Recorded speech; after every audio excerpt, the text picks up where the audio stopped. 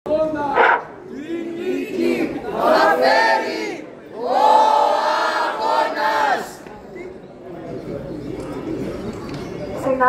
συναδέλφισες, ευχαριστούμε την νομική ομάδα, ευχαριστούμε τον κόσμο του αγώνα που έφερε αυτή την πρώτη δικαίωση και θα φέρει και τις επόμενες για όλους τους αγωνιζόμενους εκπαιδευτικούς και συνολικά για τον κλάδο.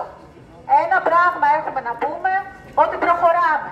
Θα υψώσουμε τις γροθιές μας, έχουμε μπροστά συνελεύσεις, να βγουν απεργίες, να βγουν κινητοποιήσεις και έχουμε να πούμε σε όσους λένε ότι η συμπεριφορά μας είναι απρεπής και δεν είναι κατάλληλη για το σχολικό χώρο, ότι εμείς όταν μπήκαμε και ορκιστήκαμε να είμαστε στο σχολείο, το κάναμε για να είμαστε κοντά στα παιδιά του λαού. Και αυτό ό,τι και να λέτε δεν μπορεί να το αλλάξει, γιατί είναι στη φύση μας.